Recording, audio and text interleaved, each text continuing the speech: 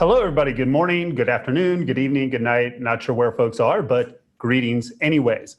I'm Tracy Wallace, and I just want to take a moment to pull my information up here, not because I think my information is all that vitally important. However, as our great social media person just mentioned, Brittany, if you've got questions about anything that's going on here, please feel free to reach out to me. Also, I'm going to talk a little bit at the end about what we're doing at INE as far as getting material together, what we've already done and what's planned in the very near future. And if you follow me, I'll certainly put out updates relative to that. I am a Azure Solutions Architect expert. I have this certification. In a sense, I kind of got it twice. I took the upgrade when it was available late last year, and I've since taken both of the actual underlying exams for this certification. And that's what we're going to talk about today in this webinar.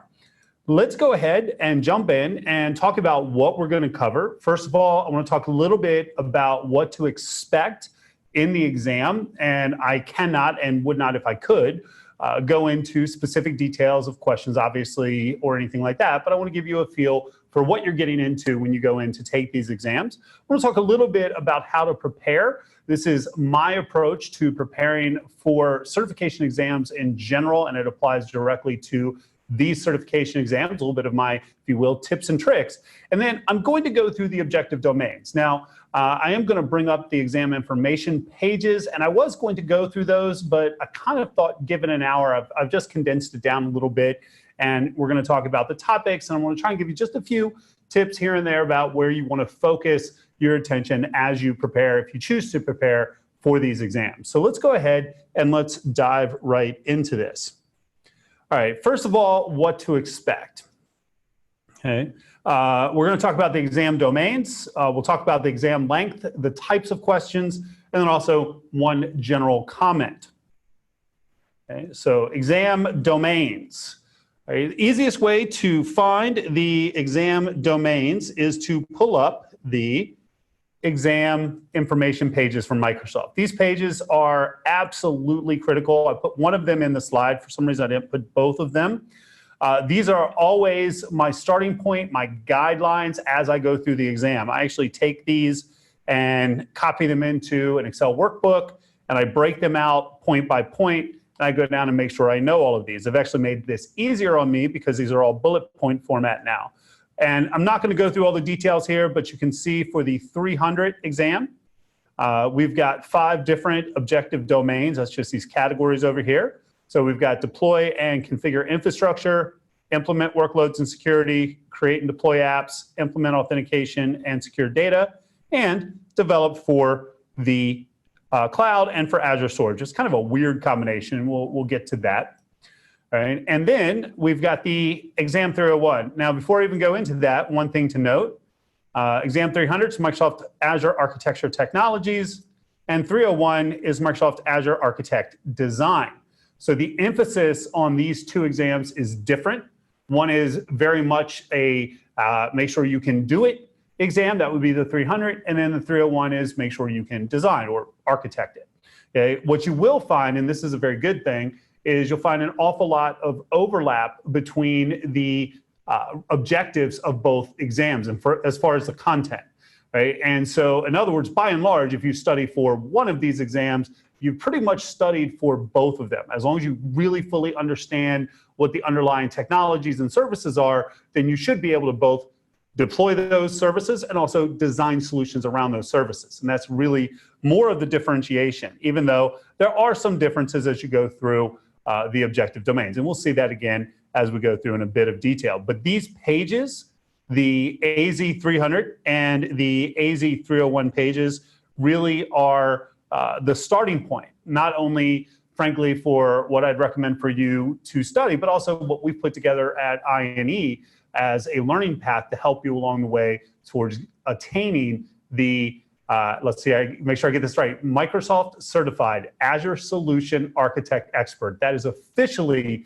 the longest certification title that I've ever held for Microsoft. Pretty proud about that one. All right, let's go ahead and get back a bit to some of the details. Exam length.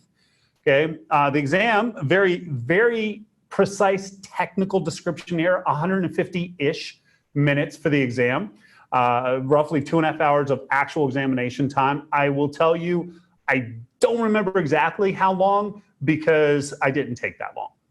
I did not need all of the exam. And again, another very precise representation here, somewhere between 40 and 60 questions. If you've taken any Microsoft exams before, then you're going to be fairly familiar with this. It really didn't find it to be outside of the norm there. All right, now the types of questions that you're going to get on this exam, and this again is something that really all the exam question types, but for one, are types that I've hit on other exams. So what do we have? The predominant question that type of question you're going to have is kind of a standard multi-choice question. It may be that you select one answer, it may be that you select multiple answers. I don't think I had any questions on the exam where it didn't tell me how many answers to pick.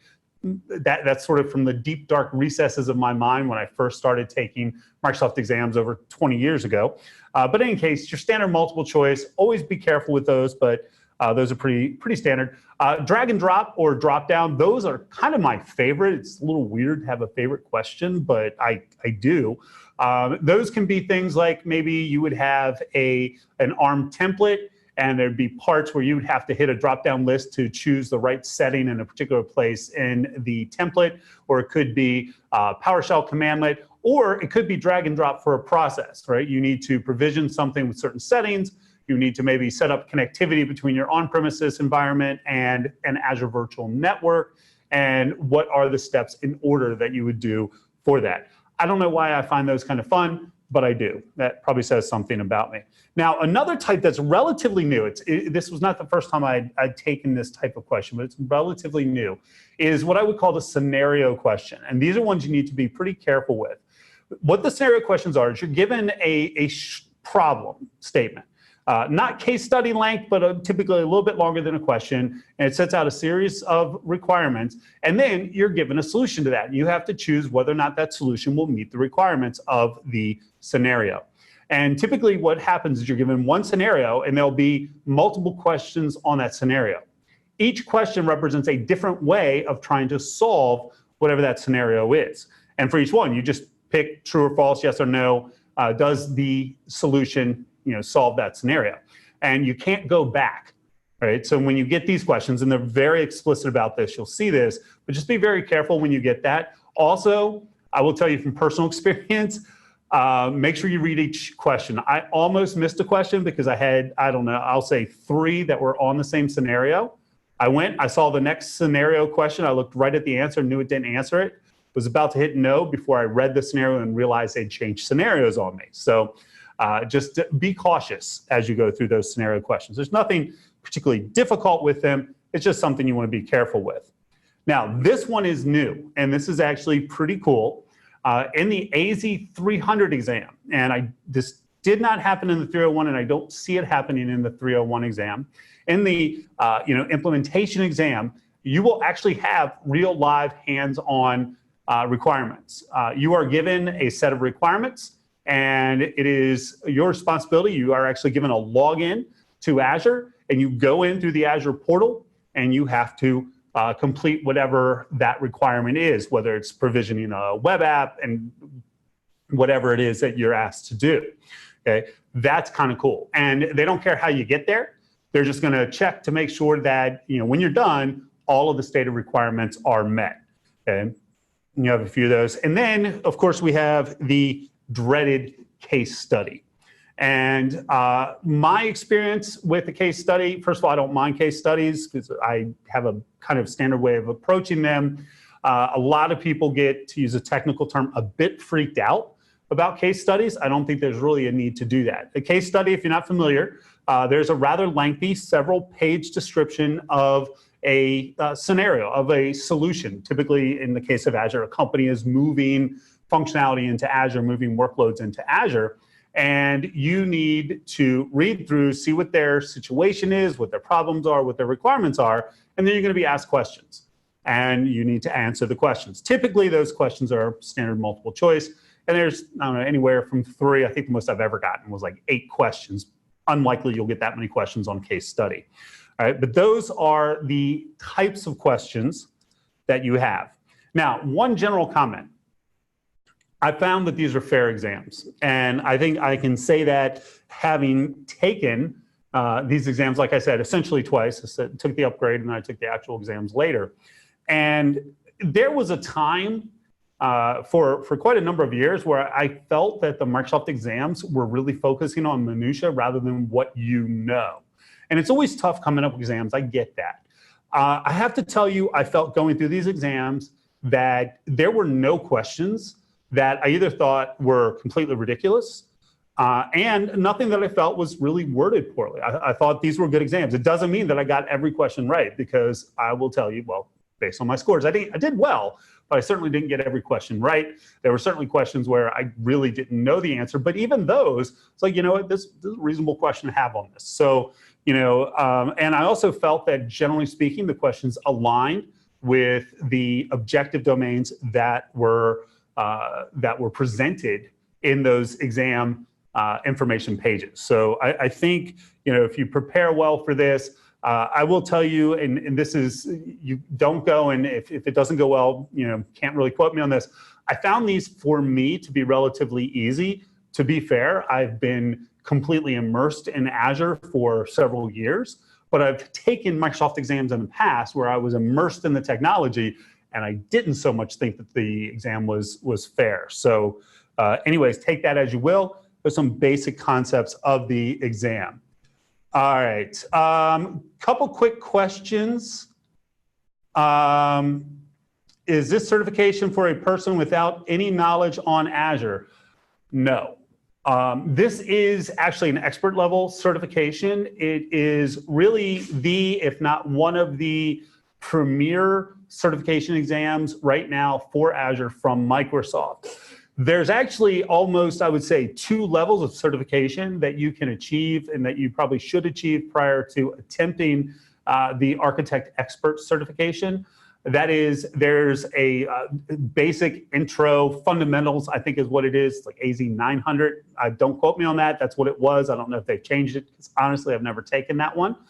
But there's also an Azure Administrator Role certification, which is now currently, I believe it's 2. No, they've made it 1 exam, the AZ 103 exam. And then there's also a certification exam for developers, which is the AZ 203 exam. And both of those are what are called associate level. So they're designed to be a little bit simpler. And then the architect. There's also other tracks. There's a security track, and there's also a DevOps track that are a bit different. But I certainly wouldn't want to do that. Yes, there you go, the Azure Fundamentals certification. Thank you very much, Tam. Got me on the right track there. Okay. Now, a few things real quick. How to prepare. I'm just going to go through this a little bit. And these are my techniques for preparing for the certification exams in general. You can take these or not, and it's really kind of up to you.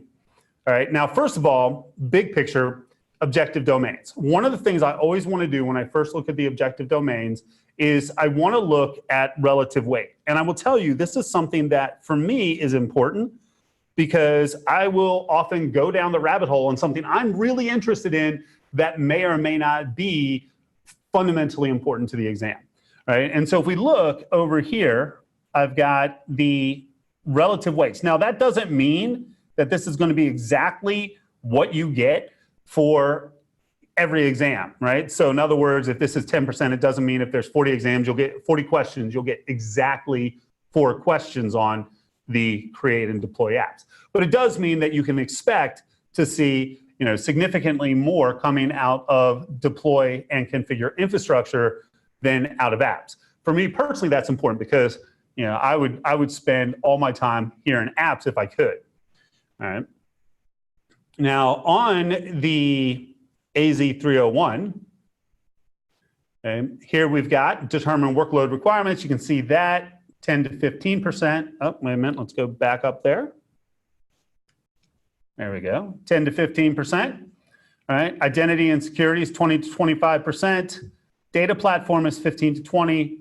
Business continuity, 15 to 20. So there's a lot of kind of even distribution here.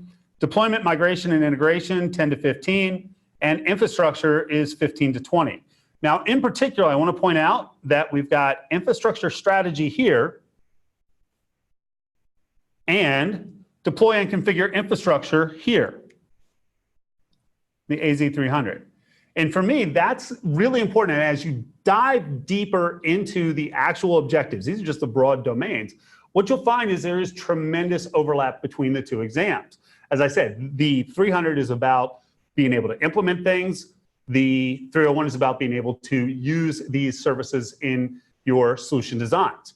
And I really will tell you that I pretty much prepared for the 300 and took both exams. I prepared a little more. There's a few things in the 301, but I had a fundamental core understanding of everything in the 300, which really pretty much gave me an understanding of the things for the 301. Now, question, is there a way I could get materials to get ready for the exam?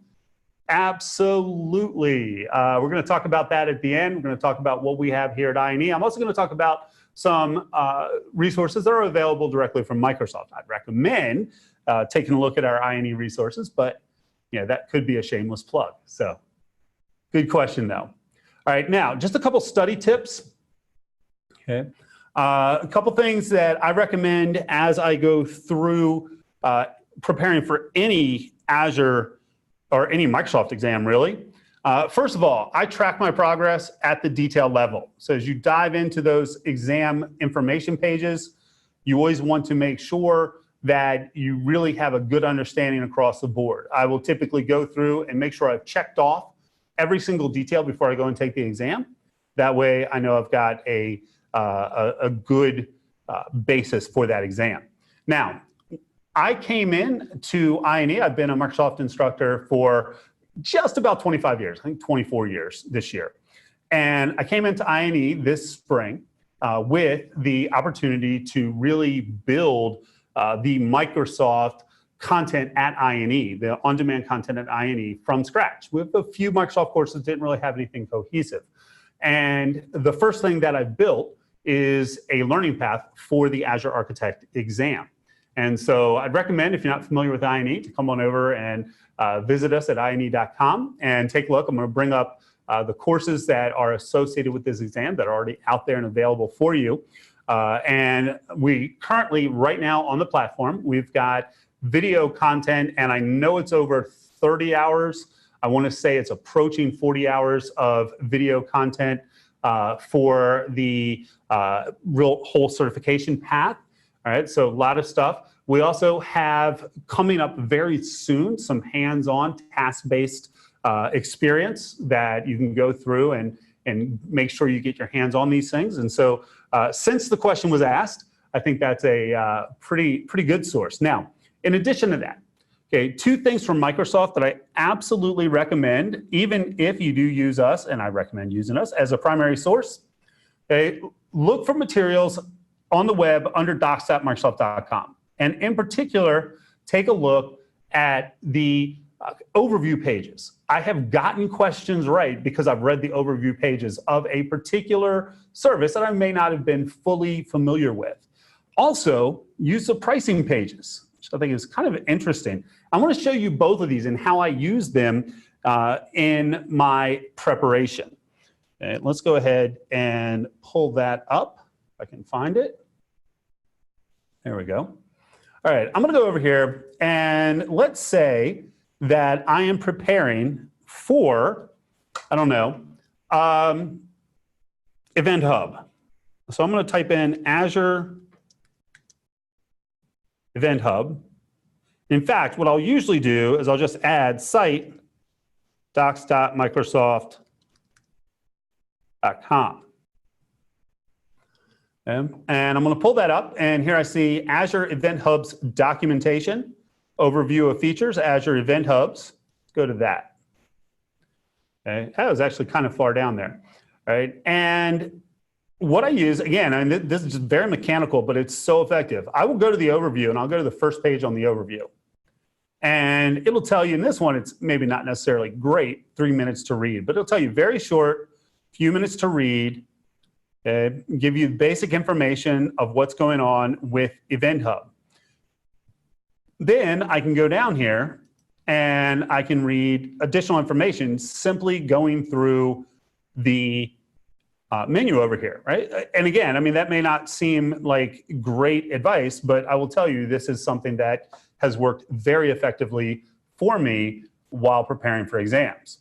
Now, the other thing that I would do, let's see if I can manage to, there we go, get up there, is let's go with a different one. Let's say Azure Web App Pricing.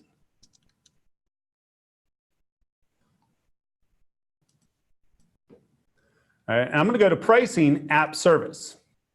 And there is a very specific reason that I use the pricing pages. That is because often they're going to give you the tiers. So these are the different pricing tiers, which also give you different functional capabilities. Right? So for example, if you have a question where you need to use a custom domain, then you know you need, based on this, at least the shared tier in order to implement a custom domain. Or maybe you need multiple instances. Well, I can see if I need maximum instances, up to 3, basic, etc. Auto scale, I need at least standard.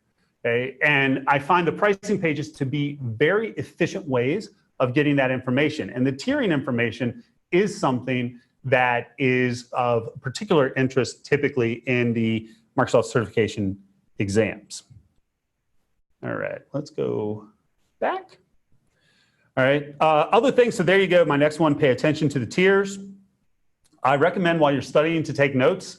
I do this all the time. I've done this since I started. I never even look at the notes that I take, but there's research that shows you if you take notes while you're studying, it helps it I won't say embed in your brain better. I'm not really sure the technical term there. I'm pretty sure that's not it, but that's the idea. So I take notes. I used to take notes on paper. Now I take notes on my Surface Pro just because it's kind of fun. And like I said, never even looked. I tried for a while typing notes, but I found that actually didn't give me the same level of retention that writing them out does. And last, but certainly not least, you absolutely have to practice. All right, not only would I not recommend this exam for someone just coming into Azure, I also would not recommend this exam for anyone who has not gotten their hands on Azure. And that's where, for example, as we come out with our INE tasks for the Azure courses that we have in our catalog, I think those are going to be very helpful. Also, there are good tutorials on the docs.microsoft.com site. That same site that I just went to, if you look, there's going to be a section for tutorials that you can go down, get some easy hands-on. All right, so there's some basic study tips. Couple tips about the exam. I'm not going to spend much time on this one because I want to get into some of the content. I see I've got a couple of questions. Few things that I've learned over the years, not just for myself, but from other folks. First and foremost, manage your time. Make sure that you know how long you have left, right? What I do, they'll tell you at the beginning of the exam how much time you have and how many questions. I'll do the simple math, give me a rough estimate of how long I can take maximum per question, and just do that math. One thing you want to be careful with, there are sections, and once you go through a section, you can't go back once you've gone out of it, but I will be able to go back and do questions. I make sure that if I don't know the answer, I'm just going to choose an answer that seems close. One thing I need to make sure I always do is read the questions and answers carefully. And I will tend to skim. Need to make sure I don't do that. Personally, I make sure I read the questions twice and I read each answer twice. The other thing that I will do, even if I know the answer, I will eliminate any wrong answers. I'll make sure that I eliminate wrong answers because otherwise sometimes I'm like, oh, I'll see answer A is it. And I'll go down and I'll say, oh, wait a minute. So is answer D, right? I can't eliminate those. So then I need to look and see which one's actually right. Okay. If you are you've gone through and done everything you can do on this question, on a particular question, choose the answer that makes Microsoft look the best. Right? The people that write these questions are definitely pro-Microsoft. I'm pro-Microsoft. So when all else fails, I found that to be a trick that I use that I think is fairly effective. Now, you have to, again, always go through everything else first, use that as a last resort. And what is Also, equally to manage your time, important, don't freak out. I know people who've gone into a test that I know they could have passed. They hit 3 questions. The first 3 questions they didn't know, and they failed the exam because they were just essentially broken at that point. You will get questions. I've been doing this for a long time. I get questions I don't know the answer to. I don't even know where that question came from. Don't worry about it. Okay? You can miss questions. We kind of sometimes joke around, don't think this way, but anything over a 700 you wasted time studying for. That's not true. You want some cushion there, but you get a 700 and you pass, right? So you don't need 1,000 to pass out of 1,000. All right, now, you probably came here for more. Let's see, a bunch of questions.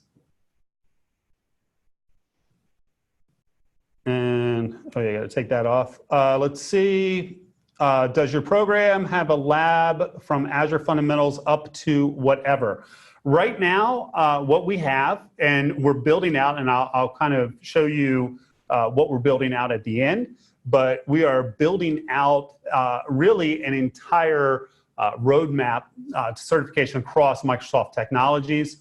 I'm not sure if we're going to have for the fundamentals. We may, if there's a lot of demand for it, certainly we will do that.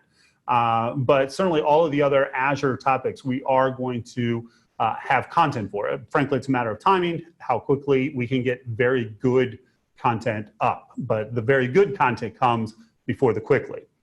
All right, what else? Do you also teach the associate course? Joe, yes, that's actually what's going to be next. Wrapping up the, I'm actually wrapping up the tasks for the architect learning path. And I'm gonna jump right into the admin associate learning path and probably jump into the dev associate learning path after that. And we're also gonna bring some other people in to work on some of the other learning paths, not only in Azure, but elsewhere. But yes, that is absolutely on the path. Now I see a very long question. I'm gonna wait on that one till the end. But let's see, one more. Are there any practice tests for this exam? Yes. There are practice tests for the exam. They're available from different vendors. We actually, one of the things that we have is we do have assessment questions. They're not integrated into our platform yet, but those will be coming soon. So you can go through assessment questions. I will tell you, I wrote the assessment questions for this learning path, and my goal was to make them horrific. In that, I want to make them much harder than what you're going to get on the exam. Okay, but there are also other vendors out there that provide practice exams as well. All right, good questions. All right, now what I'm going to do is relatively quickly, I'm going to go through these objective domains, and I want to talk about kind of what are some of the key areas that you want to focus on while you're preparing and going across these objective domains. Again, ideally, you kind of want to get everything, right? And you'll be, I think, pretty well prepared there, but where does your focus go? Also, another shameless plug here, we have a blog post that I wrote coming out soon that kind of goes over the same thing, but from a slightly different perspective.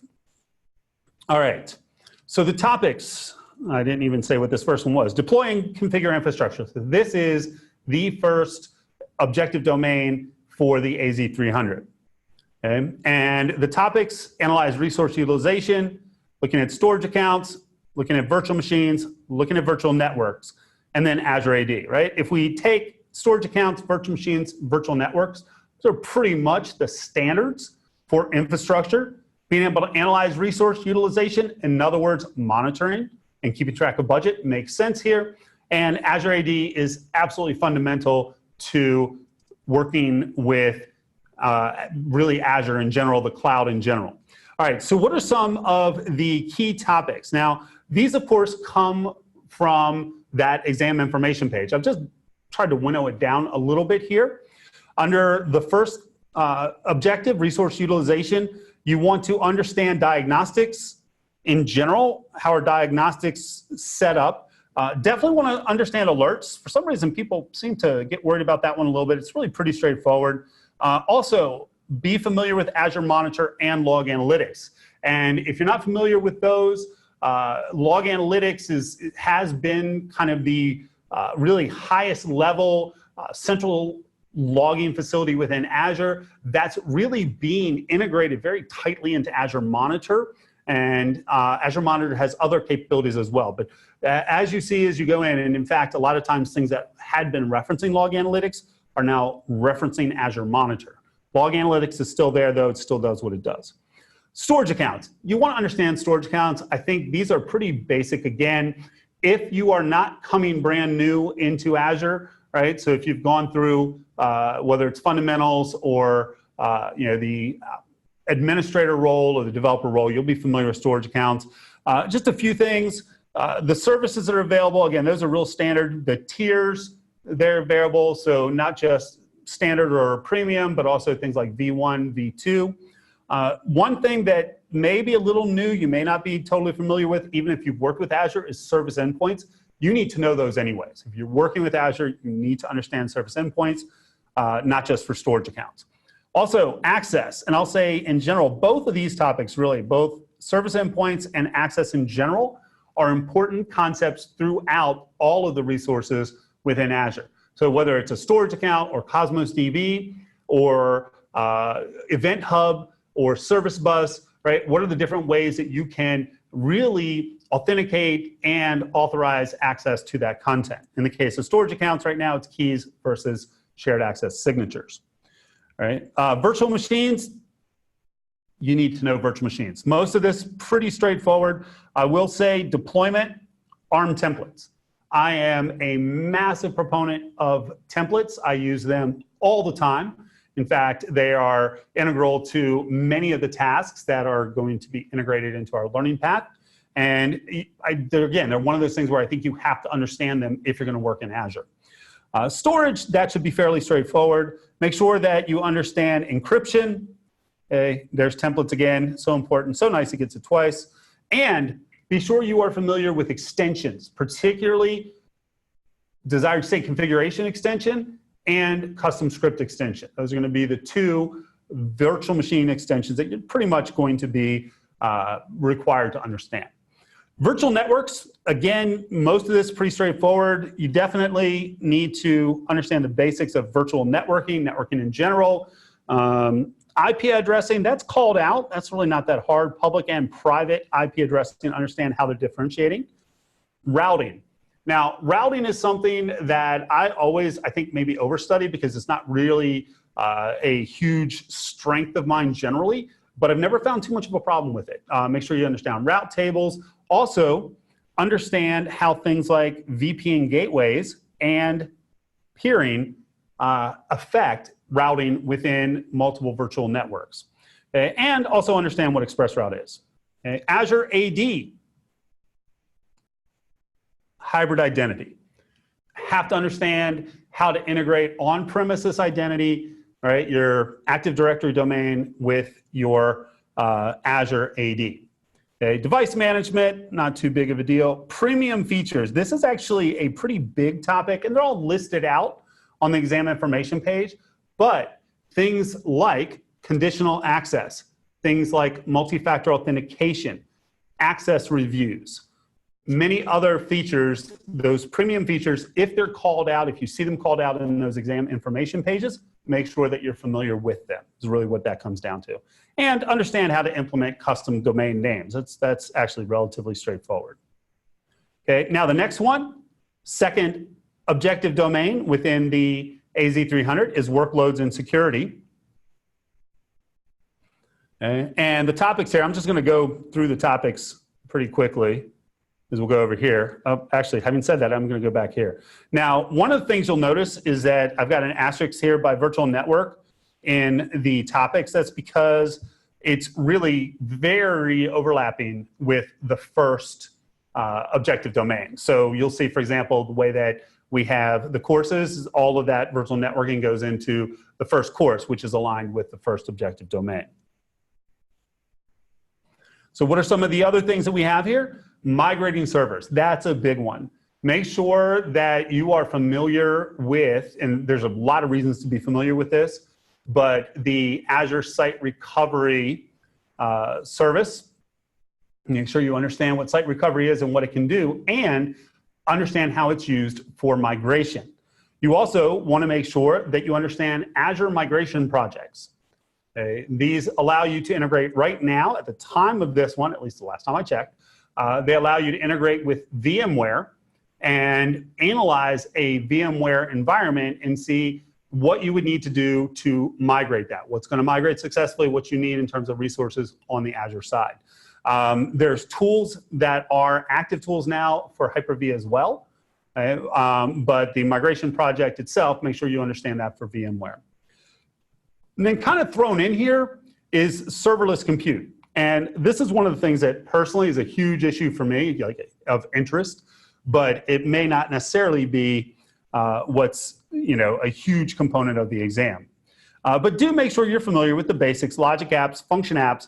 Event grid, I would say if I was going to study just anything in here, it would be event grid, just because that seems to be getting a lot of attention, a lot of love from Microsoft. And so anytime I see something that seems to be getting a lot of love, then that's something I definitely want to make sure I at least have the fundamentals of. All right, now additional security concepts here. Role-based access control. Make sure you understand custom roles, how to create roles, how to define roles is really what I should say, how to apply roles. Okay. Policy, what policy is, how to use policy, and how to differentiate between when to use a role or when to use a policy or when to use the two in combination. And then definitely want to understand the basics of Azure AD multi-factor authentication. So those are the domain concepts that we have in the second objective domain. Now, the third and fourth objective domains are both pretty small, so I've got these together. Create and deploy apps and implement authentication and secure data. Now, again, for me, these are pretty important topics, but if you put both of those domains together, you'll see they're only maximum of 20% of the exam, and thus they go together. Okay, so what do we have here? We have web apps and containers, which are from the apps, and then authentication and secure data. Okay. Under web apps, make sure you understand how to create and configure. One thing, if you're not a developer, that you may not be familiar with is OpenAPI. So that's something that you might want to put there on your list of things to study. And make sure that you've got app services for containers. Speaking of containers, you need to know everything containers. And I will tell you, this is the one that gives me a little pause, because containers are becoming, and have been really for a couple of years, more and more important in cloud, in Azure. Watching Kubernetes really evolve within Azure has been something powerful. But in terms of the exam right now, it's only part of an exam objective domain that's only 10% of the exam max. So, this is one of those things where, honestly, I have a little bit of a hard time telling you how much to put into this. I think from being an actual expert, you should know these. In terms of a time crunch for studying for the exam, I can't tell you not to study them. You should at least be familiar, but again, understand what Microsoft is putting out as a relative weight of these different objective domains. All right, authentication. This is another one where I tend to spend a fair bit of time because particularly OAuth 2 and OpenID Connect. All right, these are two protocols for authentication. They go very deep. Right? And I've studied them very deep. I can't say as I ever needed that level of depth on any question I've had, but become at least familiar with them. Okay? Secure data, you definitely want to know this. All right? Understand, and these aren't really that hard. What are your encryption options? Encryption at rest, different services, storage, Azure SQL database, Azure database for MySQL, Cosmos DB. Different storage, how they're going to encrypt data, virtual machine disks, volume level encryption, how that's implemented, but also encryption in transit. So how do I make sure what services allow me to only allow encrypted transit, which is most of them, but how do I set that up? All right, another very specific encryption that you want to be at least familiar with is SQL always encrypted. That's a quick read. You don't need to necessarily be able to implement it, but you do need to know that it exists, what it is, and you can probably pretty much move on. Same thing with confidential compute. Very cool capability. You're responsible for it. You don't need to dive deep into it. Key Vault, however, the many different aspects of Key Vault, you want to make sure that you understand where Key Vault is used, how it's used, and you know what it does. Okay, and by the way, there's actually an INE webinar on that I did earlier. So if you're interested. All right, now next and last is developed for the cloud and for Azure storage. All right, and you can see this is a lot of data: Cosmos DB, relational databases, message-based integration, and auto scaling. Darn, you take a sip of water here. So Cosmos DB, there's really three key things you need to know. What are the APIs that are supported? What is partitioning? How does it work? And what are your options for consistency? Those are all well covered, pretty straightforward. Relational, you need to know what your relational database options are, both in terms of infrastructure as a service as well as platform as a service. And know a few things about, frankly, the Azure SQL database. Know what an elastic database pool is, understand that relative to an elastic database, and that can be confusing because they're two completely different things. And it's not going to hurt to have some basic SQL. Look, if you're not an SQL person, I don't think I would go out there and learn SQL to take this exam. But if you do have a little SQL, it might help you on a question or two. Also, with that, I should have put that on here. Pricing for Azure SQL databases. Options. There's three basic options. There's a traditional, what's called DTU option, which is one way of pricing it. There's a reserved core or dedicated core.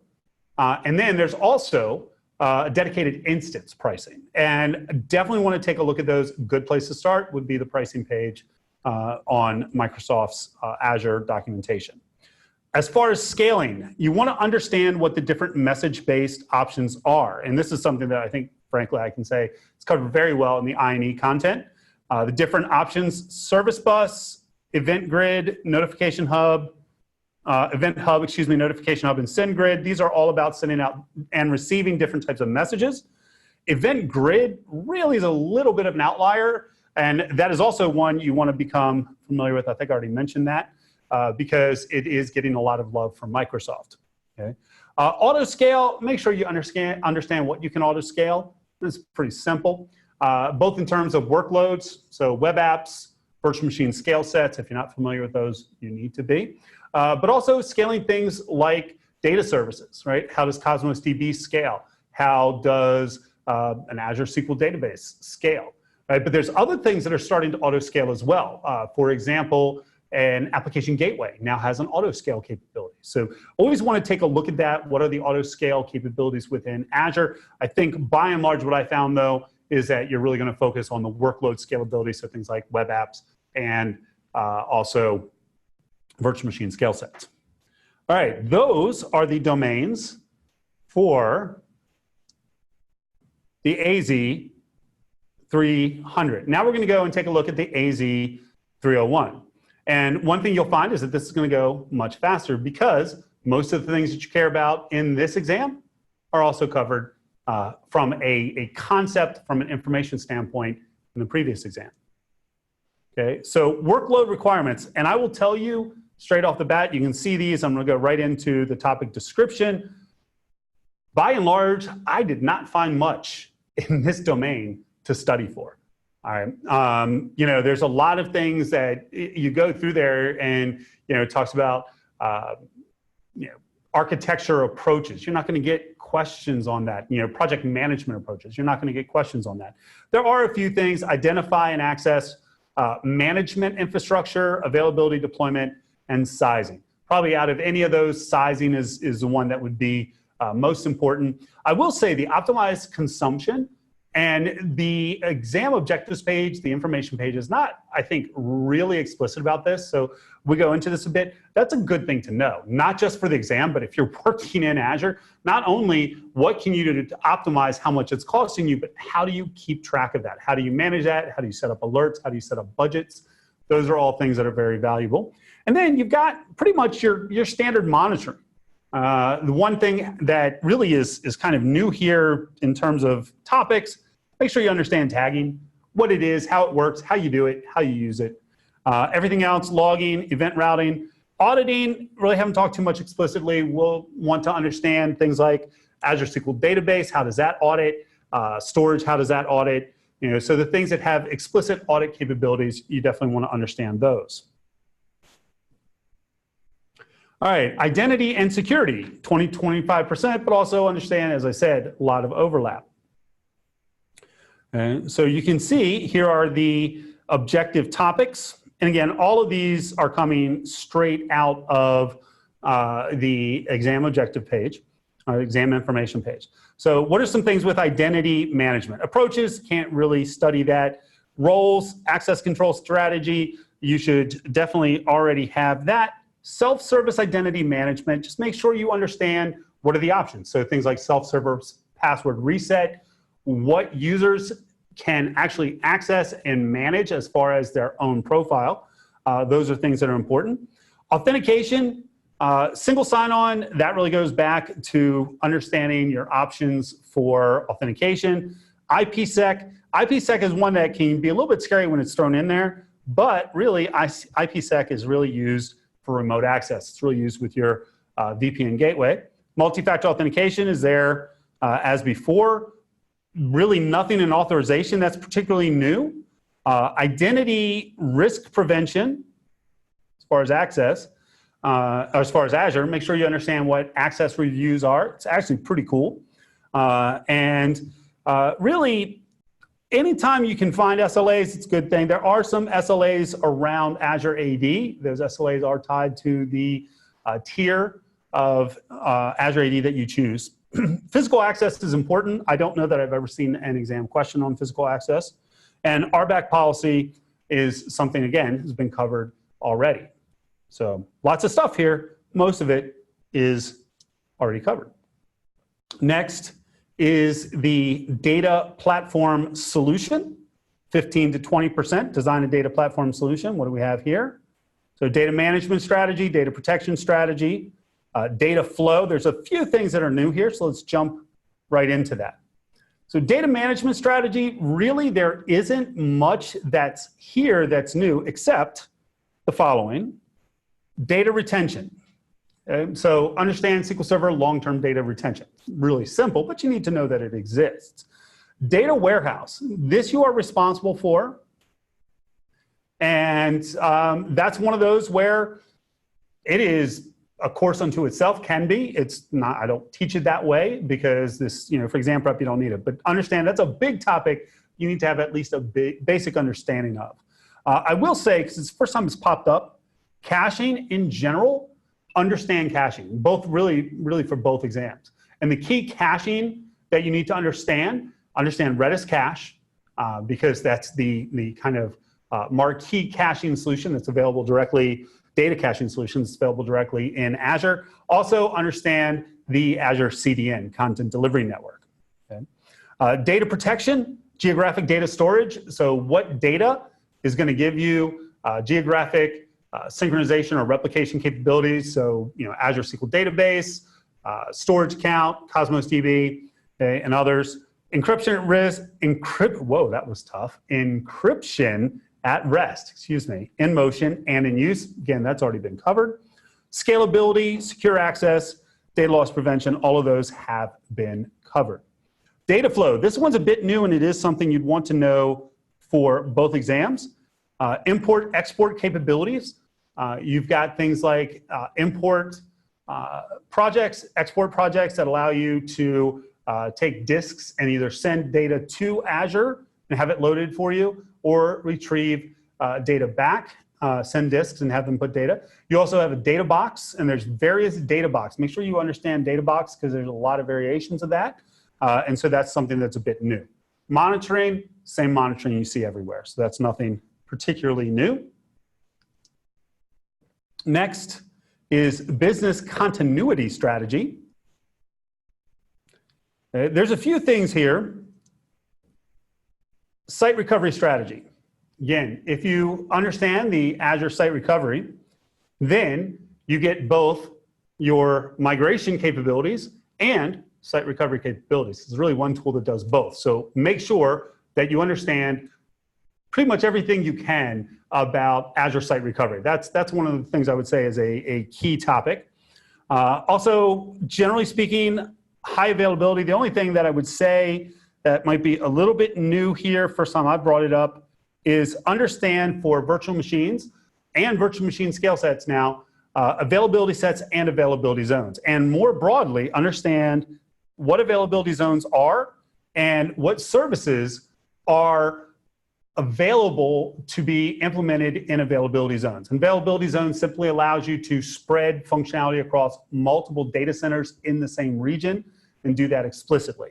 That's what it is. If you're not familiar with availability zones, you absolutely want to do some research on that and make sure you're comfortable with it.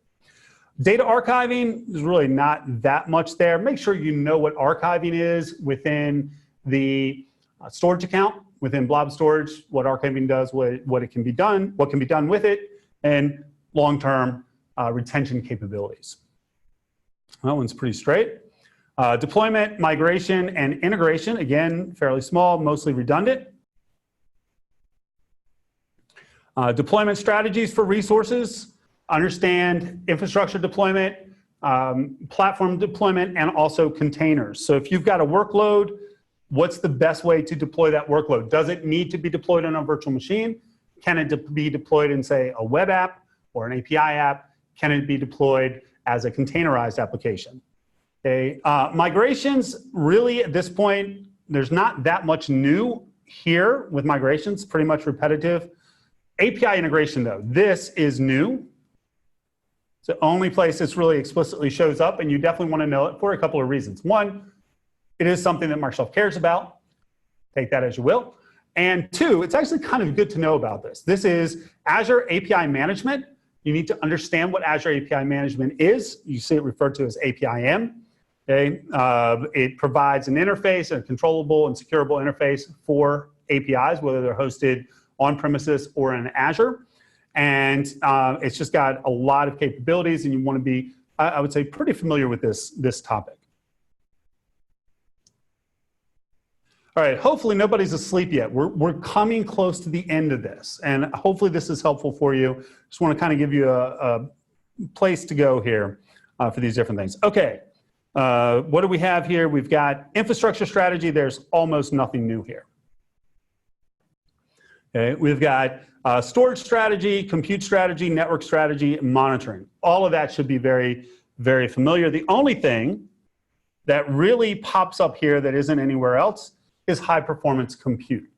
Understand what high performance compute options are within Azure. So what are your high performance compute VM series? Understand Azure Batch, what that does for you. Also, I'm going to give you one here. Remember A8 and A9. They were the original high performance compute VM sizes, and they still pop up every once in a while. Not saying they'll pop up on the exam. Honestly, I couldn't tell you, but good to know. All right, those are across both exams, your exam objectives. Now, what I want to do is two things. We're coming up on an hour, maybe go a little bit past that. Okay, I want to pop over and do a shameless plug here. And I want to show you what we have available in INE. If you're interested, we do have all access passes where you have access to our entire video library, and you can get that on an annual or monthly basis. All right. And this is not just, hey, you came to our webinar, I'm going to sell you something. But I really do feel like these are good study materials. Okay? What I've got is I've actually brought up, now we will have, it's not quite done, this is all very fresh. We will have a learning path where you can just follow through a pre-specified learning path with all of the courses. But I wanted to bring up the courses first and show you that we've got, first of all, courses for every objective domain, just about combined a few. Altogether, there's 10 different courses that we have. They're organized by, as I said, primarily objective domain with overviews, which you probably don't need to go through the overview because you pretty much have gone through it now, although there's a few more details there. But we've got developing Azure Cloud and Storage, building applications, securing data, implementing workloads and security, and deploying and configuring Azure infrastructure associated with the AZ300. And then with the AZ301, we've got analyzing workload requirements, Azure deployment, migration, integration. There's the review. designing data solutions. And then, because some of those objective domains really didn't have very much, we kind of put together a catch-all here, which is the Azure Architecture Design Advanced Topics. Now, I just want to pop into one of these, show you how they're organized. All right, let's go to the first one here, deploying and configuring Azure Architecture. Okay, and that's a great picture of me with my eye closed. I have to talk to our video people about improving that. In any case, I've got, you can see there's an introduction to the course, and then it's broken out into groups and topics. So here's Monitor in Azure, and then specific videos, right? So if you wanted to learn about using log analytics, we've got a 21-minute video on that, right? And so this is well aligned with preparation for the Azure certification exam. All right, and that's it. That's all the shameless plug I'm going to subject you to. At this point, if there are any other questions, I'll be happy to open up. I know I've got one question, a very lengthy question here that I did not hit yet. So I think I've hit most of them, except can you get more time when you are not speaking English as a native language? I'm not sure what that question is. You can certainly talk to that. If you get in touch with me, get in touch with others. Oh, there's a bunch of questions here. Awesome. All right. The practice exams answer is yes. We will have fundamentals, as I said, and kind of go up from there. All right, now the next one, rather long one. For our team, network engineers with little or no exposure to Azure, you suggest to go through the fundamentals, move to the administrator, then move to the architect track. Goal is to have the team ready to assist supporting the infrastructure. Please note, we do have a senior engineer in team that Azure is their primary support role. Thanks for the webinar. You're quite welcome. I have to tell you, if you've got folks that are operational, as much as I'd like to say, hey, come do the Azure Architect is there. The next track that we're doing, the next learning path that we're doing is the Azure Administrator. And quite frankly, that may be as far as you need to go for the support people, right? If you're not designing solutions, you don't necessarily need to go to the Azure Architect. It's a great cert to have, and certainly would be a good thing to have there. But hopefully that answers the question. The answer is yes. If you want to go all the way through Architect, that's what I'd say. But for operational people, you can probably stop at the Administrator Associate, or if they're a dev team, of course, the Developer Associate. All right, next. Are the MS Azure exams adaptive? And the answer to that is, assuming I understand that question, no. You're going to get a certain set of questions. You'll get that many questions regardless of how many you get right. And when you're done, you get to wait for an agonizing, what feels like 3 hours, like less than a minute, and it'll tell you whether or not you passed. Okay? But unless, for me, an adaptive exam means that it kind of sees what you're doing and changes the exam structure based on that. To my knowledge, the last time Microsoft tried that in any scale was back in NT4, and these are not. Okay, let's see. How much PowerShell do I need to know for this exam? That is, I'm surprised that wasn't one of the first questions that comes up. Okay, you need to know PowerShell. Okay, now here's what I will tell you. What I find is that you want to know the basics of Azure PowerShell commandlets. And there's a lot of ways that you can do that. A number of our tasks that are coming up on our platform have PowerShell as part of the exercise as well as the CLI. What I will tell you, though, is that I find in general that I am generally able to noodle my way through PowerShell questions. And what I mean by that is even if I don't know the exact PowerShell commandlet, I can usually look, let's say if it's multiple choice, I'll compare the answers and see what's different and sort of eliminate them that way, right? Oftentimes, and I don't know if it's just because these are the ones that stick in my memory, but I get a lot of the drop downs where there's a PowerShell statement and you have to kind of fill in the blanks. I find those to be relatively simple, but also that's a little unfair of me to even say because I've been working with Azure PowerShell and its different iterations for 8 years. So yes, you want to know it. I wouldn't freak out. if you're not an expert in it, if you got, and I'll say this, if you got absolutely everything else right and missed every PowerShell related question, you'd probably still pass the exam, but I wouldn't want to count on that. All right. By the way, the labs for Azure Fundamentals up again. We're going to have, I see that question still there. Hopefully we do have that one answered. Good. All right. Next question. I'm basically new to Azure. By the way, it's past 12. I'm going to go through and answer these as long as I see questions up there. If you need to take off, again, this is being recorded. Also, please don't hesitate to reach out to me. Again, Tracy Wallace, INE. That's my, at Tracy Wallace, INE. That's my Twitter handle, making my social media person happy there. And, please feel free to reach out. Also, as I said, as we grow our Microsoft platform, I will be putting out announcements, as will INE. Okay, so things like when are up and loaded, which we're going to talk about in a meeting tomorrow. All right, basically new to Azure, so I need help on how to take the training and take the exams. Well, hopefully that's what this was, right? Definitely some guidance, go back through this. As I said, we've got a webinar that I wrote a blog post that I wrote that's going to be put up. Definitely recommend, go through the INE learning path for Azure.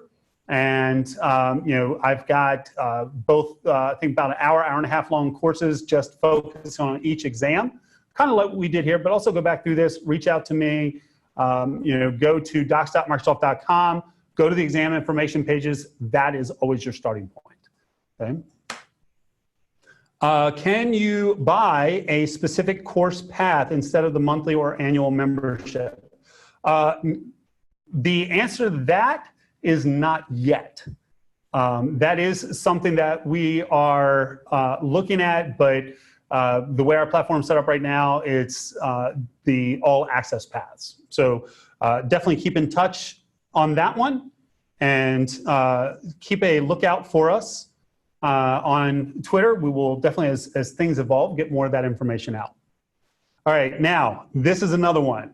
Microsoft keeps changing things. Are there any differences between the old Azure 75XX series exams and the new AZ3XX series? Okay. Officially, yes. Realistically, not really. Here's the thing. There's new in that Azure has evolved, right? Now, if you're not familiar, the original Microsoft tracks, there were two what were MCSA levels. There was an MCSA for infrastructure, and there was an MCSA for development, and then there was an MCSE for architect, okay? Now we have role-based. Guess what our roles are? Our roles are administrator, developer, and architect. So a lot of parallels there. And really, I think the biggest change, I'll say this, the Azure Architect exam in the old format, the MCSE, it was initially 70, and you're not really going to care about this. It was initially 70-534, 534, I think. Yeah, 534. And then it went to 535. And the big difference there was they actually took out developer. It was pretty much half developer, half infrastructure. And then they pretty much took out the developer side. I felt that change was bigger than the change going from the 535 or 335, sorry, up to the AZ 300. And in fact, when I took the upgrade, I immediately went out and pretty much broadcast to anyone would listen to me. I'm like, go take the upgrade, because the upgrade was probably the easiest exam I've ever taken. And that is compared to the 70 series, which were some of the hardest exams I'd ever taken. So if you have that older certification, you should be able to, you'll need to learn some new things, but you're certainly not starting from scratch. And as you mentioned, Microsoft changes things all the time. And one of the things that we are going to do here, we have to do here as instructional providers, we're going to have to monitor that, right? Because as they change, we're going to have to change what we have to support that. That's one of the fun things with the cloud. The cloud's evolving all the time. Cloud evolves real fast. The exams tend to evolve a little bit slower, and we have to make sure that we keep up with the exam. So I know that's a little bit long-winded, but thank you very much for that question. All right, that is the last of the questions that I see. I don't see any more open questions.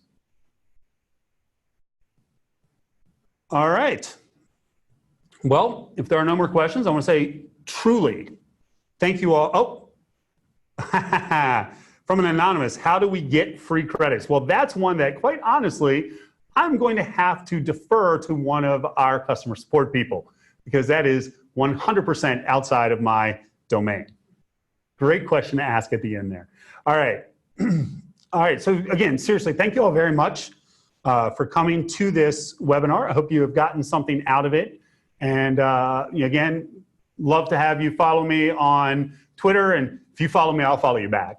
And hope to see you over here at INE. So have a great rest of your day or evening or night.